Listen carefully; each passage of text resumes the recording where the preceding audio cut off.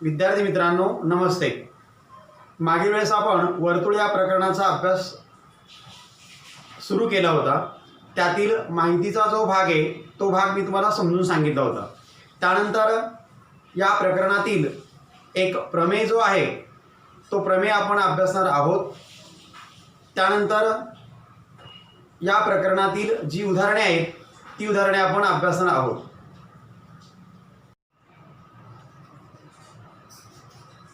प्रकरण तिसरे वर्तुळ यातील एक प्रमेय आपण अभ्यासणार आहोत, स्पर्शिका खंडाचे प्रमेय।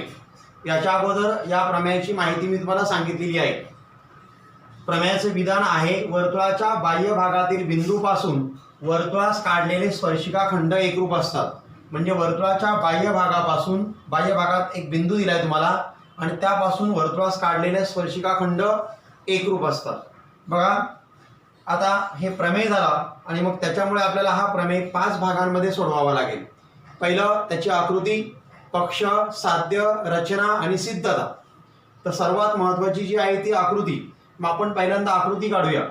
वर्तुळाच्या बाह्य भागातील बिंदूपासून म्हणजे एक वर्तुळ काढावा लागेल, त्याच्या बाह्य भागामध्ये एक बिंदू घ्यावा लागेल, बिंदूपासून वर्तुळास काढलेले स्पर्शिका खंड, इथून वर्तुळाला स्पर्शिका खंड काढावे लागतील आणि ते एकरूप असतात। म्हणजे हा स्पर्शिका खंड आणि हा स्पर्शिका खंड एकरूप आहे असं आपल्याला सिद्ध करायचं। आणि मग पक्षामध्ये काय देणार आपण, हे वर्तुळ, या वर्तुळाचा हा एक केंद्र आहे, बाह्य भागात डी बिंदू आहे आणि ह्या डी बिंदूपासून काढलेल्या स्पर्शिका ह्या वर्तुळाला पी आणि क्यू बिंदूमध्ये स्पर्श करतात। आणि मग डीपी आणि डी क्यू हे झाले स्पर्शिका खंड आणि ते एकरूप असतात असं आपल्याला सिद्ध करायचं।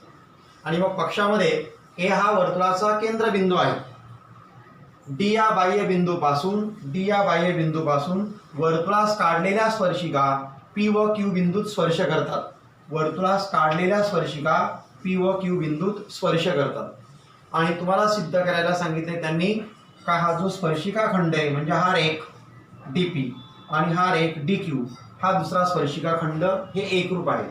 म्हणजे रेख डीपी एकरूप रेख डी क्यू हे आपल्याला सिद्ध करायचं। आणि मग यासाठी आपल्याला एक रचना करायची। रेख एपी, रेख एडी आणि रेख ए क्यू हे 3 रेषाखंड आपल्याला काढायचे। आणि मग रचना मी दिली बघा, रेख एपी, रेख एडी व रेख ए क्यू काढले। आता या ठिकाणी हे 2 त्रिकोण तयार झालेले आहेत आणि हे 2 त्रिकोण आता आपल्याला एकरूप दाखवायचे। त्रिकोण ए पी डी हा त्रिकोण आणि त्रिकोण ए क्यू डी हा त्रिकोण, या 2 त्रिकोणांचा आपण जर विचार केला तर ही वर्तुळाची त्रिज्या आहे, ही वर्तुळाची त्रिज्या आहे, ही वर्तुळाची स्पर्शिका आहे, ही वर्तुळाची स्पर्शिका आहे। त्रिज्या आणि स्पर्शिका यामधील कोण 90 अंशाचा भरतो, म्हणजे हा 90चा झाला, त्याप्रमाणे हाही 90चा झाला। म्हणजे याचा अर्थ हे 2 कोण एकरूप झाले कारण ते प्रत्येकी 90 अंशाचे आहे, किंवा याला आपण कारण देतो स्पर्शिका त्रिज्या प्रमेय। त्याला कारण आपण देतो स्पर्शिका त्रिज्या प्रमेय। त्याच्यानंतर एडी एडी ही दोन्ही त्रिकोणांना बाजू समान आहे। त्यानंतर एपी आणि ए क्यू हे पण एकरूप आहेत कारण त्या एकाच वर्तुळाच्या त्रिज्या आहे। बघा ही वर्तुळ काढताना एपी जेवढं अंतर आपण ठेवलं तेवढंच अंतर आपण ए क्यू ठेवणार आहे। म्हणजे ह्या एकाच वर्तुळाच्या त्रिज्या आहेत आणि एकाच वर्तुळाच्या त्रिज्या ह्या एकरूप असतात। एकाच वर्तुळाच्या त्रिज्या एकरूप असतात म्हणून रेख एपी एकरूप रेख ए क्यू। याचा अर्थ हे 2 त्रिकोण एकरूप झाले। बघा काटकोन आहे, हा कर्ण आहे काटकोनासमोरची बाजू आणि ही भुजा आहे, म्हणजे हे 2 त्रिकोण कर्ण भुजा कसोटीने एकरूप आहेत। आणि मग म्हणून त्रिकोण एपीडी हेच वाक्य एकरूप त्रिकोण एक्यूडी आणि याला कारण आलं कर्णभुजा कसोटी।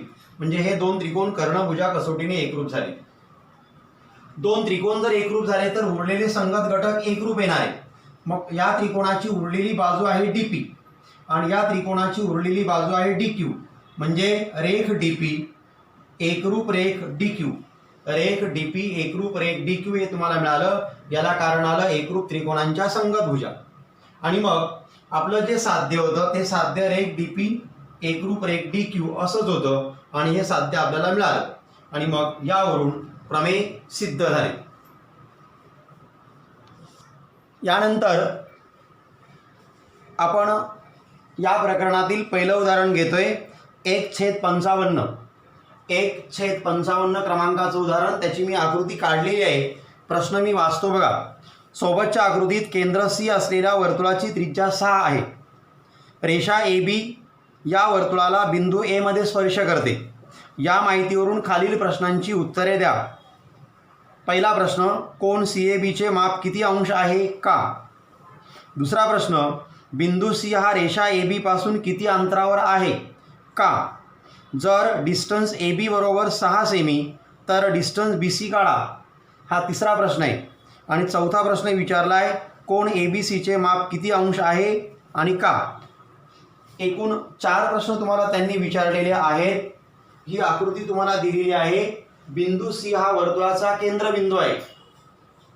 त्याच्यानंतर रेषा ए बी ही वर्तुळाची स्पर्शिका आहे. ती वर्तुळाला ए बिंदूमध्ये स्पर्श करते. वर्तुळाची त्रिज्या 6 आहे, म्हणजे हे तुम्हाला अंतर 6 दिलेलं आहे. आणि तुम्हाला पहिला प्रश्न विचारला आहे, कोन सी ए बीचे माप किती अंश असेल आणि का? दुसरा प्रश्न विचारलेला आहे, बिंदू सीचं रेषा ए बी पासूनचं अंतर किती आहे? आणि तिसऱ्या प्रश्नामध्ये त्यांनी म्हटलंय, जर डिस्टन्स ए बी बरोबर 6 सेमी तर डिस्टन्स बी सी बरोबर किती? हा प्रश्न तुम्हाला विचारलेला आहे. आणि चौथा प्रश्न तुम्हाला त्यांनी विचारलेला आहे, कोन ए बी सीचे माप किती? कोन ए बी सीचे माप किती म्हणजे ह्या कोणाचं माप किती? बघा, यासाठी आपल्याला या उदाहरणामध्ये एक रचना करणं गरजेचं आहे. सी ए आणि सी बी हे दोन रेषाखंड आपल्याला काढायचे. ते त्यांनी दिलेले नाहीत, मी ते काढलेले आहेत. मग मी रचना केली, रेख सी ए व रेख सी बी काढले. आणि मग आता आपण उत्तर देणार, म्हणजे उकल. पहिला प्रश्न, सी हा वर्तुळाचा केंद्रबिंदू आहे. रेषा ए बी वर्तुळाला ए बिंदूत स्पर्श करते. सी हा वर्तुळाचा केंद्र आहे. रेषा ए बी वर्तुळाला ए बिंदूत स्पर्श करते. हे प्रश्नात तुम्हाला त्यांनी दिलेलं आहे. आणि मग म्हणून कोन सी ए बी बरोबर 90 अंश. सी ए बी ह्या कोणाचं माप 90 अंश मिळालं. याला कारण आलं स्पर्शिका त्रिज्या प्रमेय. वर्तुळाची स्पर्शिका आणि त्रिज्या यामधील कोन 90 अंशाचा असतो, म्हणून आपण कारण दिलंय स्पर्शिका त्रिज्या प्रमेय. त्यानंतर दुसरा प्रश्न त्यांनी विचारलाय का बिंदू सीचे रेषा ए बी पासूनचे अंतर किती? बिंदू सीचे रेषा ए बी पासूनचे अंतर, अंतर म्हणजे आपण लंबांतर विचारात घ्यायचे, लक्षात घ्या. लंबांतर म्हणजे हे अंतर आणि हे म्हणजे वर्तुळाची त्रिज्या आहे. म्हणजे याचा अर्थ बिंदू सीचे रेषा ए बी पासूनचे अंतर 6 सेमी आहे. आणि याला कारण का, तर स्पर्शिका त्रिज्या प्रमेय. रेख सी ए लंब रेषा ए बी, याला कारण स्पर्शिका त्रिज्या प्रमेय. म्हणून सी बिंदूचे रेषा ए बी पासूनचे अंतर बरोबर वर्तुळाची त्रिज्या. वर्तुळाची त्रिज्या म्हणजे सी ए आणि सी ए म्हणजेच किती सेमी? 6 सेमी. याचा अर्थ सी या बिंदूचे रेषा ए बी पासूनचे अंतर 6 सेमी आहे. त्याच्यानंतर तिसरा प्रश्न विचारला तुम्हाला त्यांनी, जर ए बी बरोबर 6 असेल तर बी सी काढा.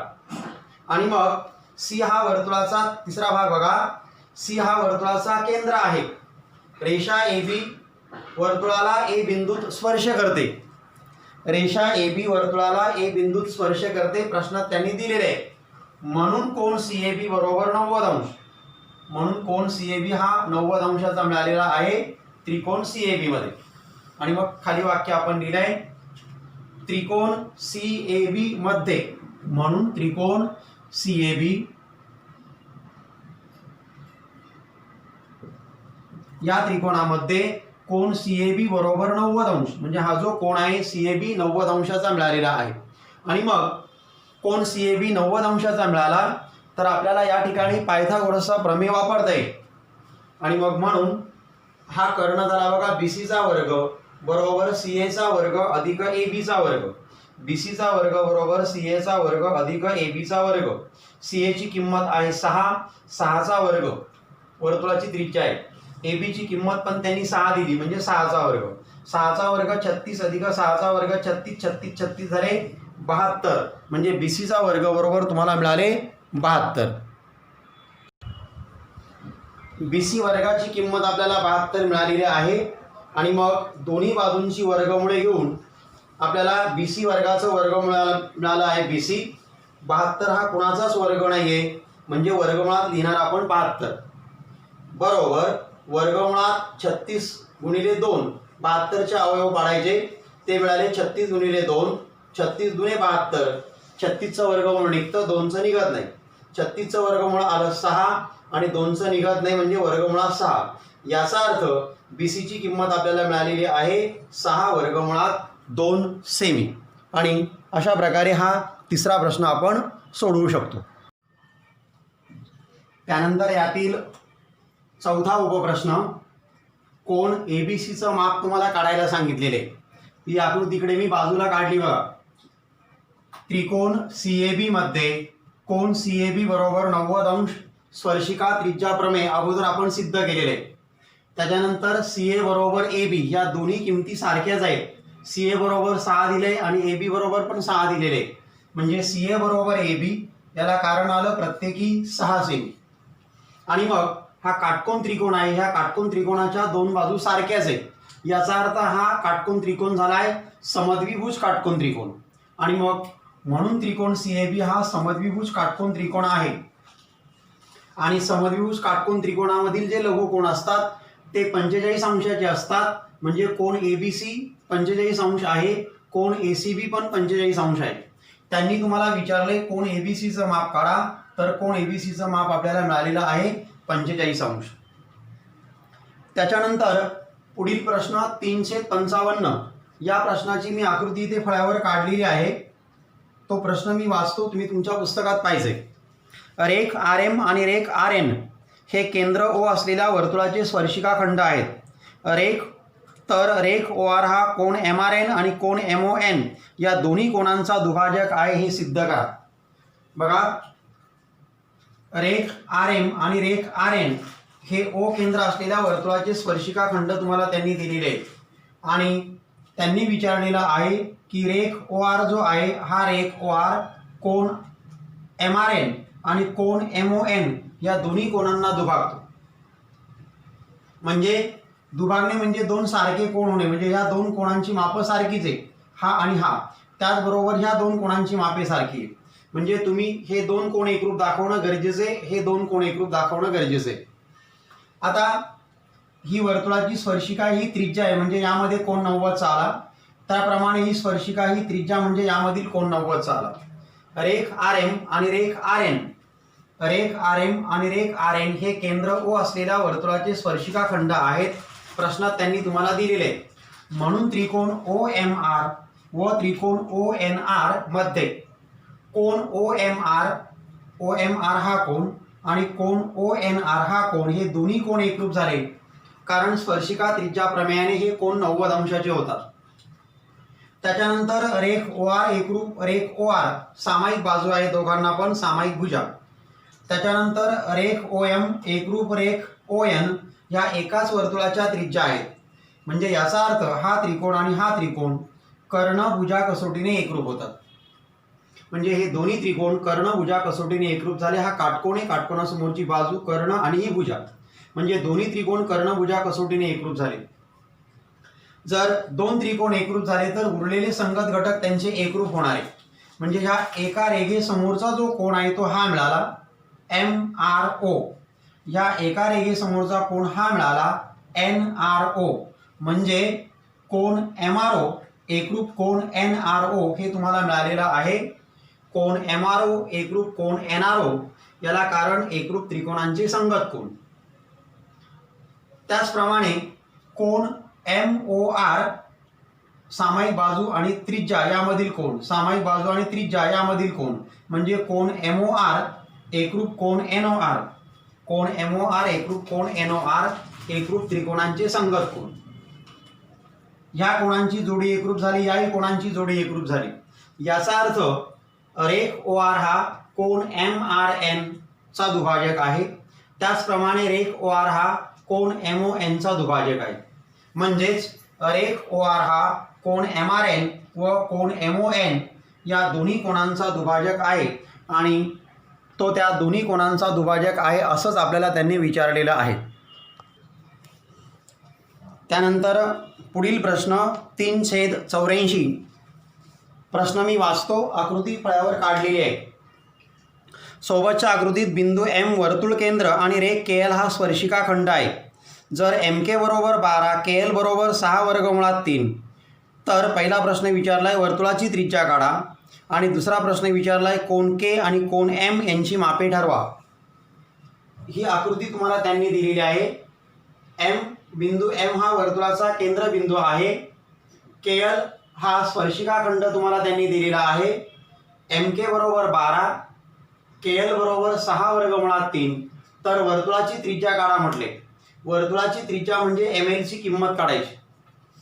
हा स्पर्शिका खंड आहे, ही त्रिज्या आहे आणि यामधील कोन 90 अंशाचा भरतो. स्पर्शिका त्रिज्या प्रमेय म्हणजे हा काटकोन त्रिकोण तयार झाला आणि हा काटकोन त्रिकोण असेल तर या ठिकाणी आपण पायथागोरसचा प्रमेय वापरू शकतो. म्हणजे कर्णाचा वर्ग बरोबर उरलेल्या दोन बाजूंच्या वर्गांची आपण बेरीज लिहू शकतो. म्हणजे पहिला भाग बिंदू एम वर्तुळ केंद्र आणि रेख के एल हा स्पर्शिका खंड आहे. बिंदू एम वर्तुळ केंद्र आणि रेख के एल हा स्पर्शिका खंड आहे हे तुम्हाला दिलेले आहे. म्हणून त्रिकोण एम एल के मध्ये कोन एम एल के बरोबर 90 अंश.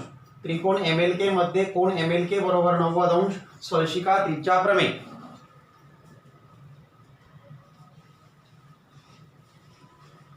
आणि हा कोन 90 अंशाचा आल्यामुळे आपण यामध्ये पायथागोरसचा प्रमेय वापरू शकतो.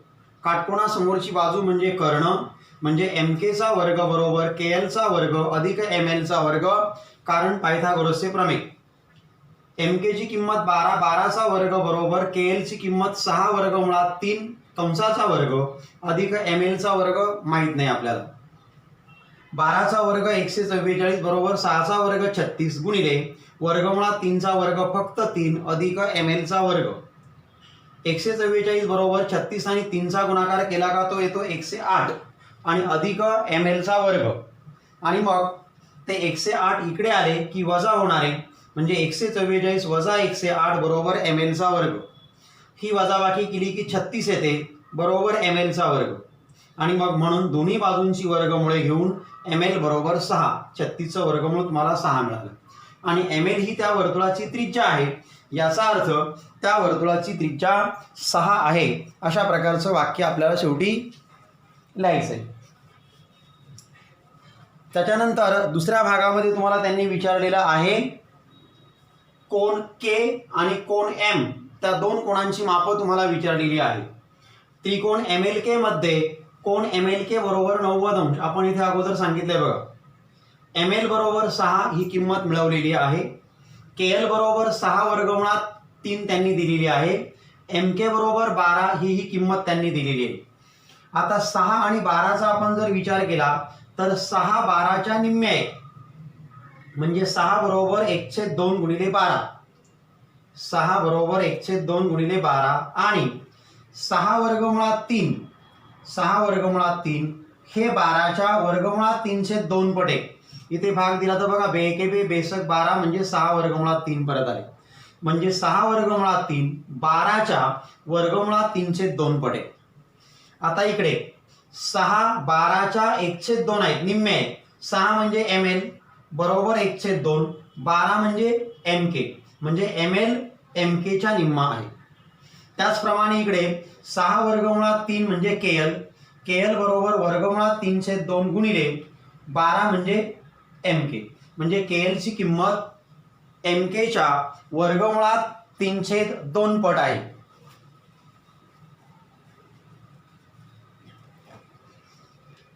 आता इकडे एम एलची किंमत बघा तुम्हाला 1/2 एम के आहे म्हणजे एम एलची किंमत एम केच्या निम्मी आहे म्हणजे ही किंमत काटकोन त्रिकोणात कर्णाच्या निम्मी आहे. जर ही बाजू कर्णाच्या निम्मी असेल तर या बाजू समोरील कोन 30 अंशाचा असतो. याला आपण म्हणतो 30 अंश 60 अंश 90 अंश त्रिकोणाच्या प्रमेयाचा व्यत्यास. 30 अंश 60 अंश व 90 अंश त्रिकोणाच्या प्रमेयाचा व्यत्यास. त्याच्यानुसार हा ए कोन जो आहे के कोन जो आहे हा के कोन तुम्हाला 30 अंशाचा भरणार आहे आणि ही बाजू कर्णाच्या वर्गमुळात 3/2 पट आली म्हणजे हिच्या समोरचा कोन तुमचा 60 अंशाचा भरणार आहे. किंवा हा कोन 90 आहे हा कोन तुम्हाला 30 मिळालेला आहे आणि त्रिकोणाचा उरलेला कोन तुम्हाला शोधायचा आहे. त्रिकोणाच्या तिन्ही कोणांच्या मापांची बेरीज 180 अंश असते. त्यावरून तुम्हाला एमचं माप 60 अंश मिळणार आहे.